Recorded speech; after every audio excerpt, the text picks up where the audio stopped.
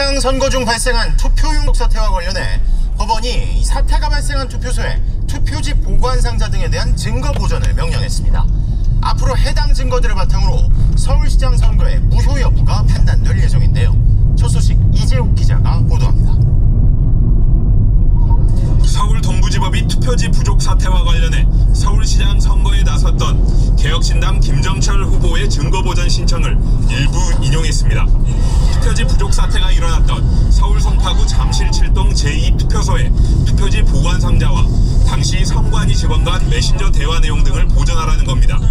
법원은 이와 함께 투표일 당일인 6월 3일 오전 8시부터 투표함이 반출됐던 6월 5일 오후 9시까지 해당 투표소 및 투표함 보관 장면을 촬영한 CCTV 영상도 보존하라고 명령했습니다.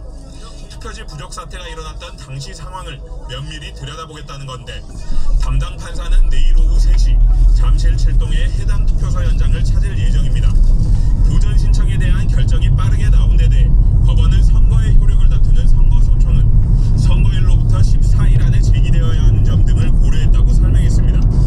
앞서 개혁신당 김정철 서울시장 후보는 서울시장 선거의 무효 사유를 증명하기 위해 법원에 투표지 보관 상자 등에 대한 증거 보전 신청을 했습니다. 공정한 선거가 이루어졌느냐에 대한 의문이 많기 때문에 이 부분을 해소하기 위해서는 객관적인 증거를 빨리 확보하는 게 중요하다.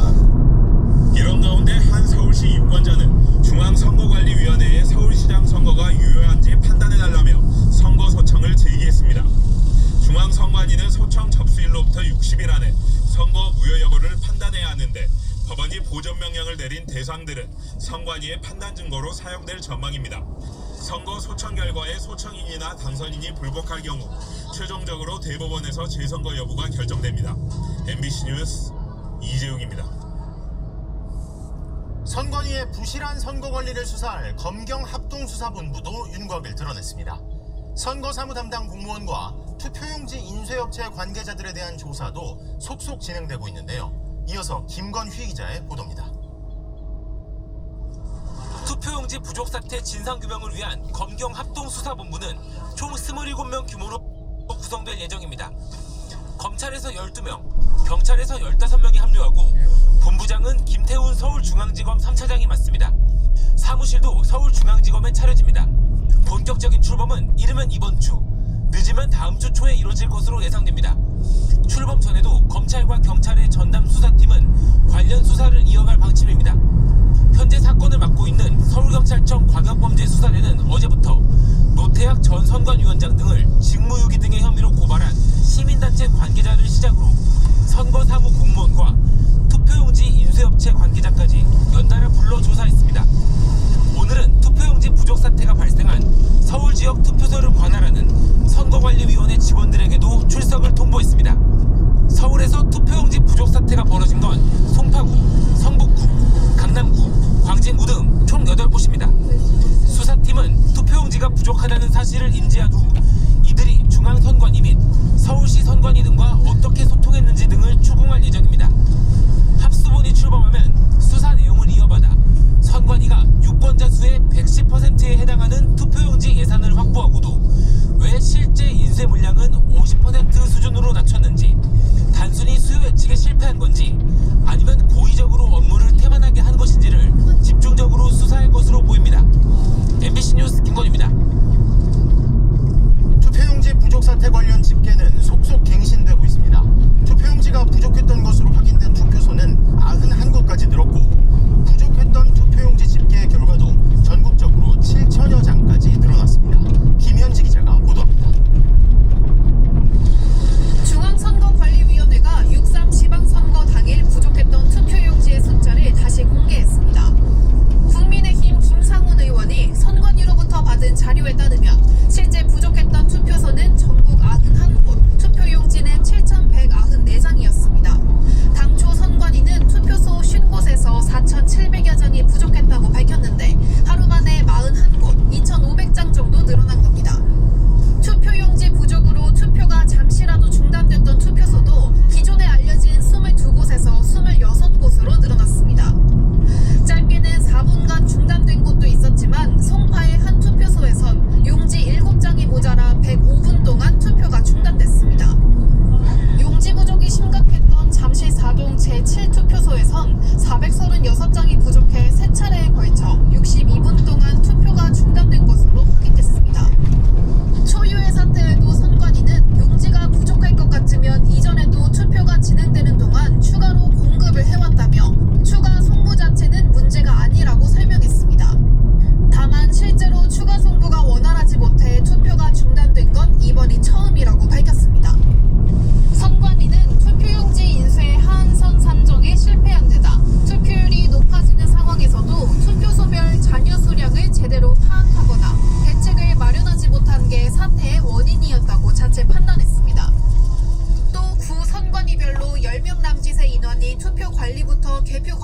때까지 여러 일을 하다 보니 인력이 부족해 위기 대응 체계가 미흡했다고 진단했습니다.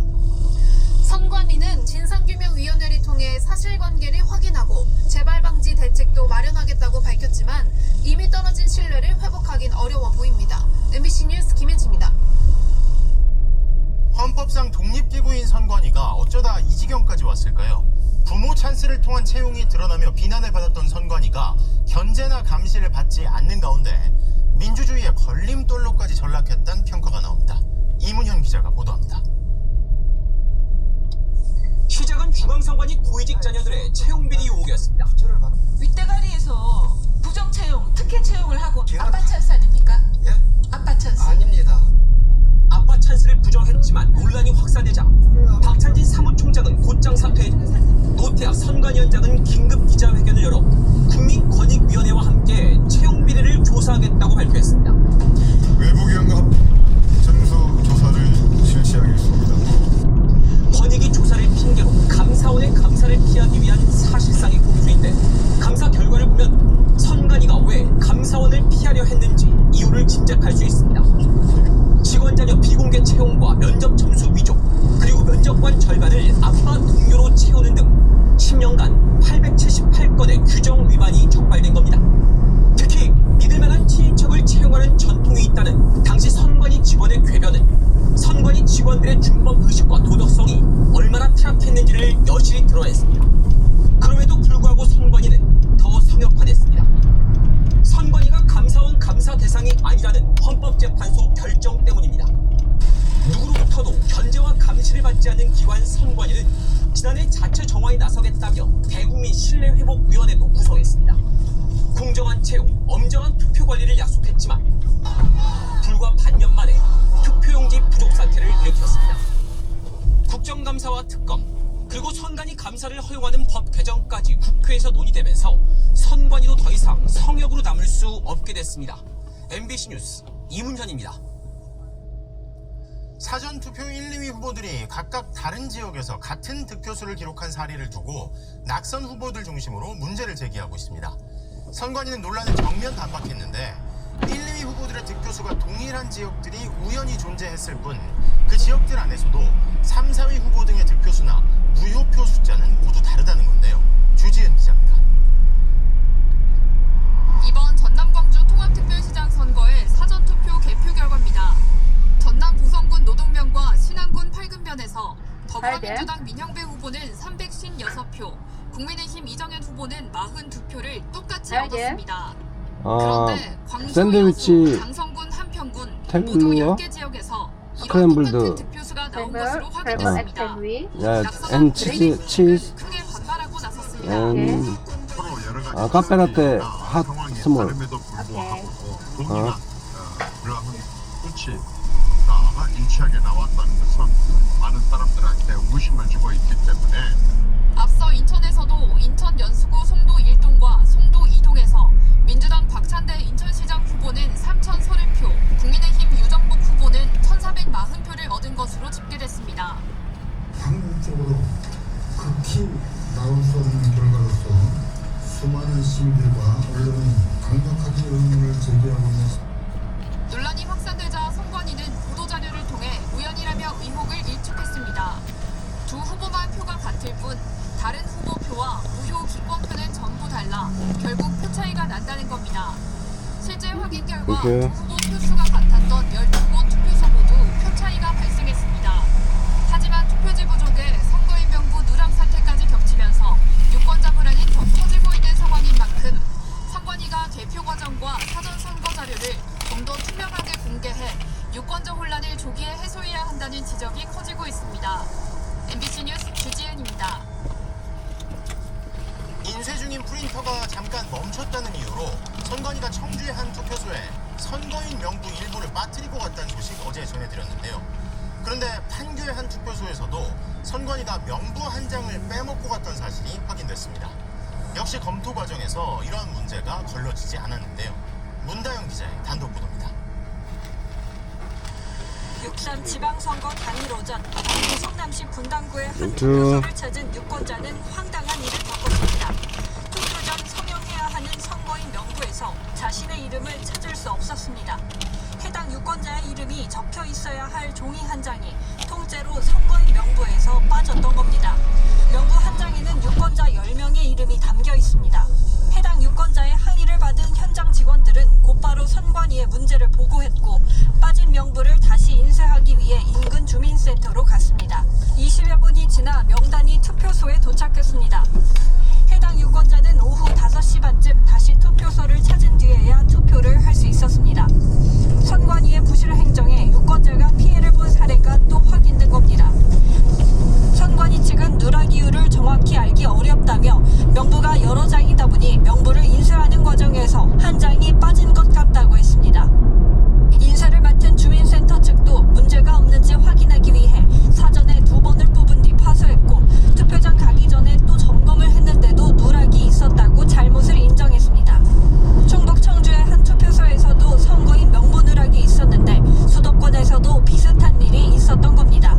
충북 선관위 측은 주민센터의 프린터가 잠깐 멈추면서 인쇄가 안 돼 유권자 1296명의 명단이 선거인 명부에서 빠졌다고 설명했습니다.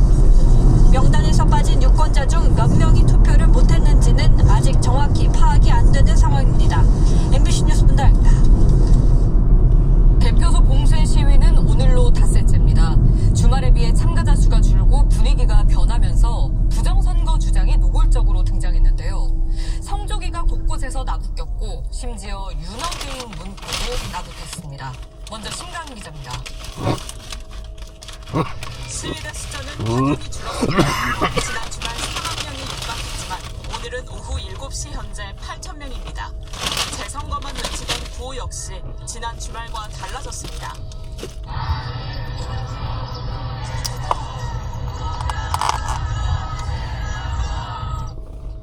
당일 투표, 수개표는 부정선거 음모론자들이 줄기차게 제기해온 주장입니다.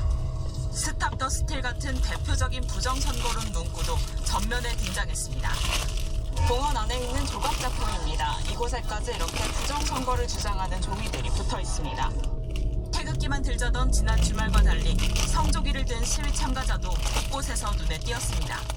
미국을 다시 위대하게, 마가가 한국과 함께한다는 내용의 풍선도 내걸렸습니다. 급기야 윤어게인 문구도 버젓이 등장했습니다. 윤석열이 옳았다, 윤 대통령 힘내시길, 사랑합니다 같은 문구가 핸드볼 경기장 인근에 나붙었습니다.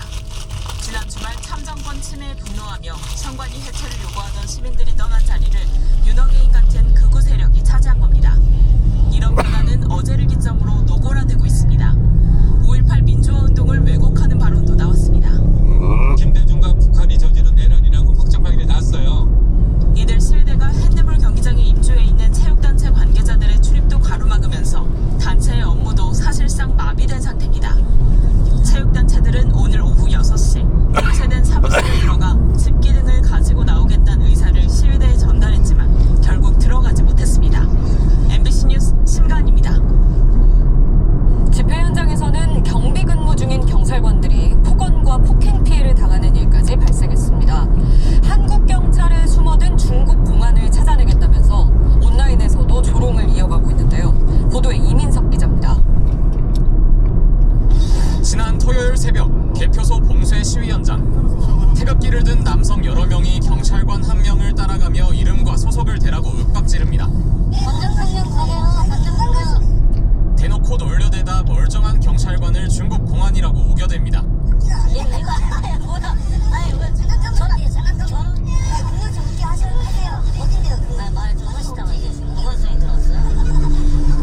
피해 경찰은 서울청 소속 김모경정. 더 몰려든 시위대에 가로막혔고 30분 넘게 욕설이 쏟아졌습니다.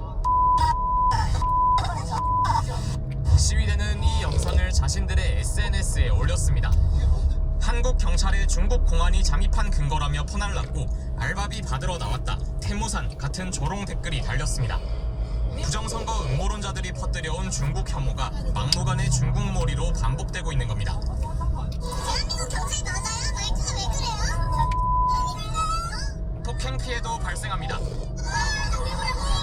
지난 3일부터 최근까지 경찰관 5명이 다쳤고 10명 이상은 온라인상 괴롭힘도 당한 것으로 파악됐습니다. 이런데도 대응은 경찰 개개인 몫입니다. 경찰 직장협의회는 책임과 비난을 현장 경찰관에게 돌리는 악순환을 반복하지 말라고 했습니다.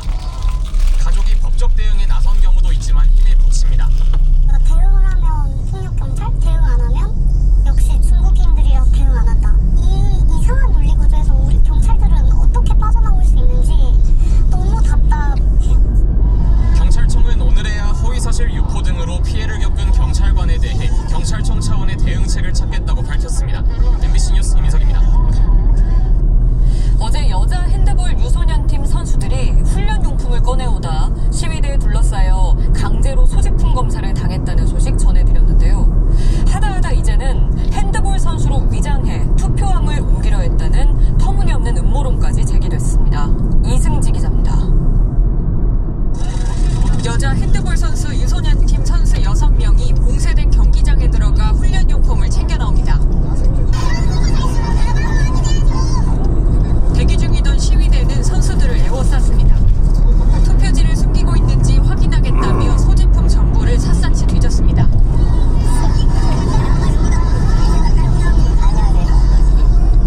터무니없는 음모론까지 등장했습니다.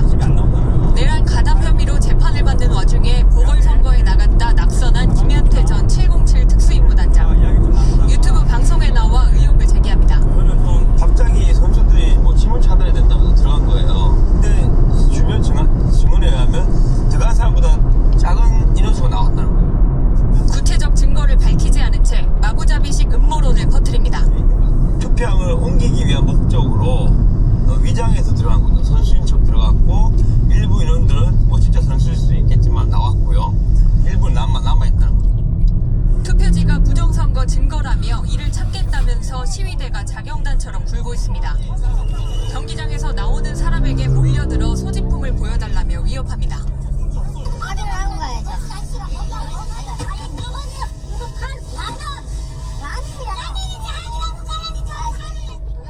신발까지 벗으라는 요구도 합니다. 지금 들어가지도 못해서 행사도 막 취소하고 막 이랬거든요. 코로나가 지금 저희 너무너무 막심한데 이거 어떻게 해결해야 돼요? 경찰은 왜 아무런 제지를 하지 않는지 비판도 커지고 있습니다.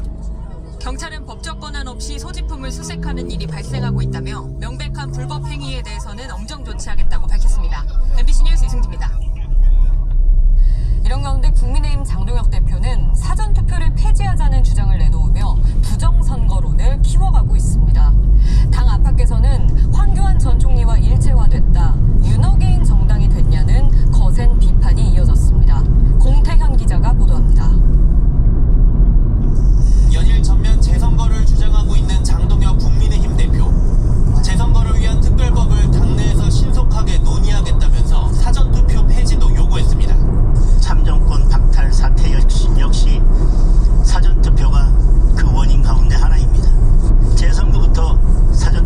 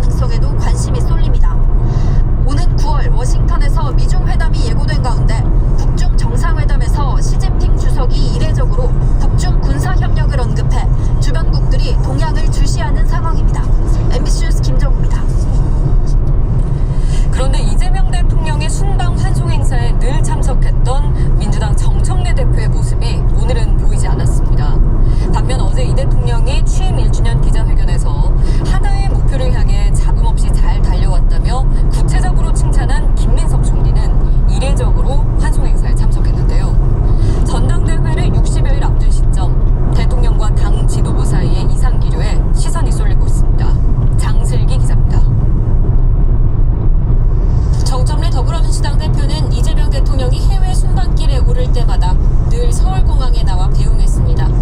이전 9번은 모두 옆자리를 지켰지만 10번째인 오늘은 달랐습니다. 대신 그동안 출국장엔 한 번도 안 나왔던 김민석 국무총리가 모습을 드러내자 여러 해석이 나오고 있습니다. 통상 총리는 대통령 귀국 행사에 마중을 나오는 게 관행으로 총리가 순방길 배웅에 나선 건 참여정부 당시 고건 총리 이후 처음입니다. 이를 놓고 정청래 대표의 지방선거 책임론과 무관하지 않다는 해석도 나옵니다. 이 대통령은 취임 1주년 기자회견에서 이번 선거 결과에 대해 최소한 성공은 아니라고 말하며 불편한 심기를 드러냈습니다. 논란이 커지자 청와대는 중동전쟁 장기화와 선관위 부실관리 대응 등을 고려해 환송 인원을 최소화했다고 설명했습니다. 부실투표라는 문제가 엄중하다. 입법부가 이 역할을 좀 해줘야 될 때고, 그래서 환송하고 이런 것보다도 그게 더 중요할 때다. 김민석 총리를 차기 당대표로 밀고 있는 친명계는 정 대표가 안 간 것이 아니라 못 간 것이라고 날을 세웠는데, 이에 대해 친청계는 특정 후보를 띄우기 위해 대통령을 속좁게 만드는 것이냐고 비판했습니다. 대통령 환송 행사장에 불참한 정 대표는 비공식 일정으로 이원택 전북도지사 당선인을 만난 뒤 고창 선운사를 방문한 것으로 알려졌습니다. MBC 뉴스 장슬기입니다. 어제 8%대 폭락했던 코스피